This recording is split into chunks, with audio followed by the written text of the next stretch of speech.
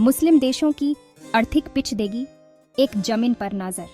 दुनिया के नक्शे पर नजर डालें तो एक बात साफ नजर आती है, मुस्लिम अक्सरियत वाले कई देश आर्थिक तौर पर पिछड़े हुए हैं। ये बात और भी दिक्कत पैदा करती है जब हम देखते हैं कि इतिहास में मुस्लिम दुनिया ने विज्ञान, कला और संस्कृति में बहुत बड़ा योगदान दिया है।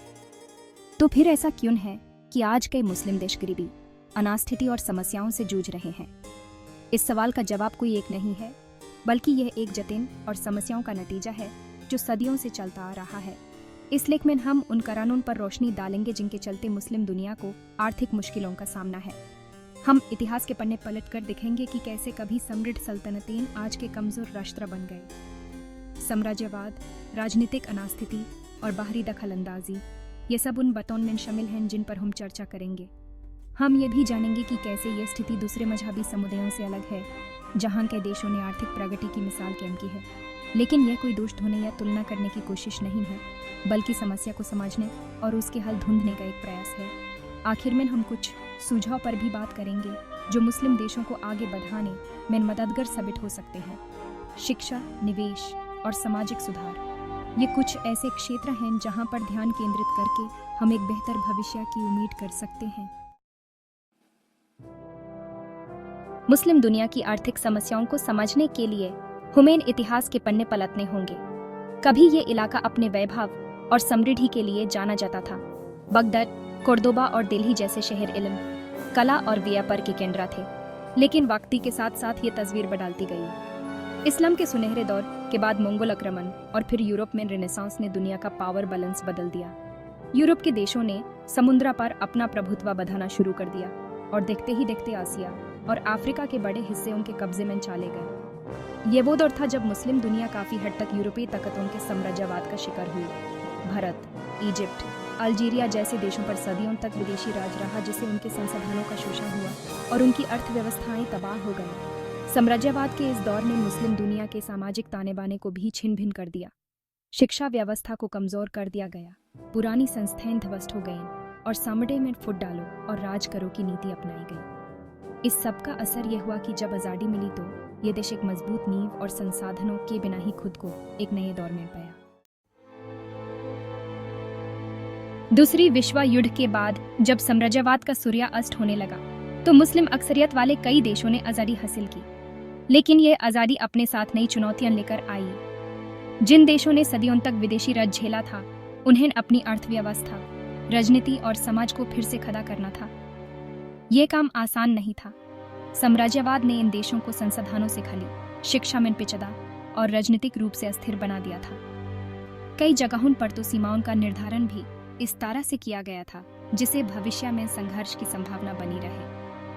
आज़ादी के बाद के दौर में कई मुस्लिम देशों में तानाशाही का बोलबाला रहा। नेताओं ने लोकतांत्रिक मूल्यों को दरकिनार करते हुए अपनी सत्ता मजबूत करने पर ध्यान केंद्रित किया। भ्रष्टाचार, कुशासन और मानवाधिकारों का हनन आम बात हो गई। इस अनास्थिति का सीधा असर अर्थव्यवस्था पर पड़ा। निवेश ठप हो गया, शिक्षा और स्वास्थ्य सेवाओं की हालत बाढ़ से बदतर होती गई और अनजानता गरीबी और भुखमरी की चपेट में आती गई। साम्राज्यवाद ने मुस्लिम दुनिया को गहराई तक प्रभावित किया है। इसका असर सिर्फ आर्थिक ही नहीं, बल्कि सामाजिक, राजनीतिक और मनोवैज्ञानिक भी रहा है। साम्राज्यवादी ताकतों ने सदियों तक इन देशों के संसाधनों का दोहन किया, उनकी अर्थव्यवस्थाओं को अपने हिसाब से ढाला और उनकी सामाजिक संरचना को कमजोर किया। साम्राज्यवाद के दौरान लागू की गई नीतियों ने मुस्लिम देशों को वैश्विक अर्थव्यवस्था में कच्चे माल के आपूर्तिकर्ता के रूप में स्थापित कर दिया। इन देशों को सस्ते दामों पर कच्चा माल बेचने और महंगे दामों पर तैयार माल खरीदने के लिए मजबूर किया जाता रहा। इसके अलावा साम्राज्यवादी ताकतों ने अपनी संस्कृति और मूल्यों को थोपने की कोशिश की। स्थानीय भाषाओं, रीति रिवाजों और शिक्षा प्रणाली को दबाया गया। इसे मुस्लिम समझ में एक हीन भावना घर कर गई, जिसका असर आज भी देखा जा सकता है। साम्राज्यवाद का एक और घात। आज़ादी के बाद बहुत से मुस्लिम देश राजनीतिक अनास्थिति के दौर में चले गए। सत्ता के लिए संघर्ष, सेना का शासन और गृहयुद्ध आम हो गए। इस अनास्थिति ने आर्थिक विकास को बुरी तरह प्रभावित किया। राजनीतिक अनास्थिति से सबसे बड़ा नुकसान निवेश में कमी का है।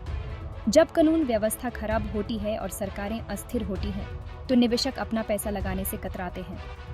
इसके अलावा अनास्थिति से भ्रष्टाचार बढ़ता है। नेता और अधिकारी अपने स्वार्थ के लिए देश के संसाधनों का शोषण करते हैं, जिसका खमियाजा आम जनता को भुगतना पड़ा है। राजनीतिक अनिश्चिति का एक और बुरा असर देश का अंतर्राष्ट्रीय स्तर पर अलग थलग होना है। कोई भी देश एक अस्थिर राष्ट्र के साथ व्यापार या कूटनीतिक संबंधों को मजबूत नहीं करना चाहता। बाहरी दखल अंदाजी ने भी मुस्लिम देशों की आर्थिक समस्याओं में अहम भूमिका निभाई है। शीत युद्ध के दौरान महाशक्तियों ने अपने स्वार्थों को पूरा करने के लिए इस क्षेत्र में जमकर दखलंदाजी की।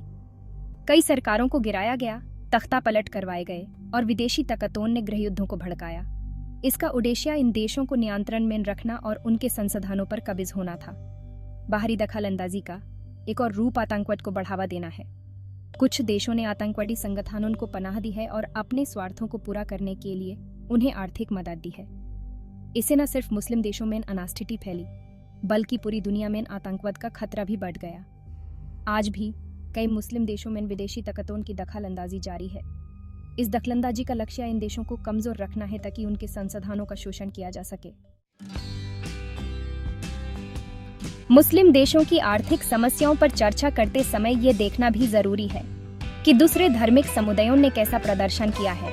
यूरोप और उत्तर अमेरिका के ईसाई देशों ने जहां आर्थिक तरक्की की नई मिसालें कायम की हैं, वहीं एशिया के कई बौद्ध और कन्फ्यूशियस देशों ने भी विकास की ऊंचाइयों को छुआ है। जापान, साउथ कोरिया, ताइवान जैसे देशों ने न सिर्फ गरीबी और भूखमरी को मात दी है, बल्कि तकनीकी और औद्योगिक क्षेत्र में भी दुनिया में अपनी पहचान बनाई है। इन देशों की सफलता का राज रहा है शिक्षा पर ध्यान केंद्रित करना, निवेश को प्रोत्साहन देना और भ्रष्टाचार पर लगाम लगाना। इसराइल एक ऐसा देश है जिसने प्रतिकूल परिस्थितियों में रहते हुए भी आर्थिक तरक्की की है। यहूदी समुदाय ने दुनिया भर में व्यापार और उद्योग में अपनी पहचान बनाई है। इसकी वजह है शिक्षा पर जोर, नवीनतम तकनीकों को अपनाना और कड़ी मेहनत। इन उदाहरणों से साफ है कि धर्म आर्थिक विकास में बाधक नहीं है। जरूरत है सही नीतियों को अपनाने, शिक्षा और स्वास्थ्य सेवाओं में निवेश करने और भ्रष्टाचार पर रोक लगाने की।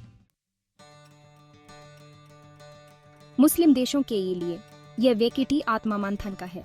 उन्हें अपनी कमजोरियों को पहचानना होगा और उनसे सबक लेते हुए आगे बढ़ना होगा। आगे बढ़ने का रास्ता शिक्षा, निवेश और सुशासन से होकर गुजरता है। शिक्षा किसी भी समाज की प्रगति की नींव होती है। मुस्लिम देशों को अपनी शिक्षा व्यवस्था में आमूलचूल बदलाव लेने की जरूरत है। उन्हें विज्ञान, तकनीक, इंजीनियरिंग और गणित जैसे विषयों पर ज्यादा ध्यान देने की जरूरत है। साथ ही साथ आलोचनात्मक सोच और समस्या समाधान जैसे कौशलों को भी बढ़ावा देना होगा। निवेश आर्थिक विकास का इंगिन होता है। मुस्लिम देशों को विदेशी निवेश को आकर्षित करने के लिए अपने यहाँ व्यापार के लिए अनुकूल माहौल बनाना होगा।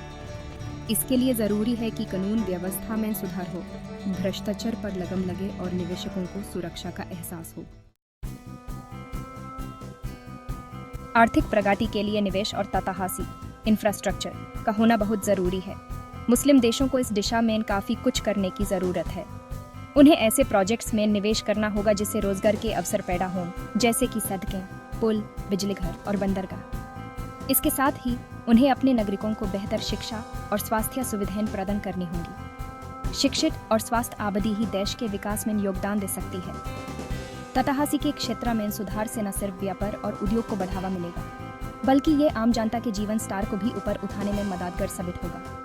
बाहरी निवेश को आकर्षित करने के लिए मुस्लिम देशों को अपने यहाँ व्यापार के लिए अनुकूल माहौल बनाना होगा। कानून व्यवस्था में सुधार, भ्रष्टाचार पर लगाम और निवेशकों को सुरक्षा का एहसास दिलाना इस दिशा में महत्वपूर्ण कदम साबित हो सकते हैं।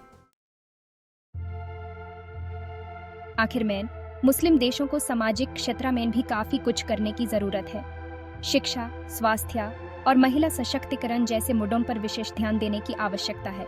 शिक्षा किसी भी समाज की प्रगति की नींव होती है।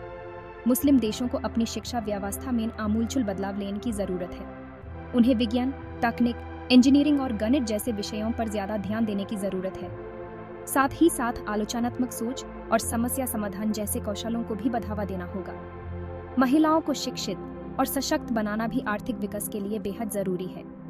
जब महिलाएं शिक्षित होती हैं तो वो अपने परिवारों और समाज के लिए बेहतर योगदान दे पाती हैं। सामाजिक कुरीतियों जैसे कि बाल विवाह और दहेज प्रथा को जड़ से उखड़ फेंकना होगा। सामाजिक न्याय और समानता को प्रोत्साहन देना भी जरूरी है। जब तक समझ का हर वर्ग विकास की प्रक्रिया में शामिल नहीं होता, तब तक वास्तविक प्रगति संभव नहीं है।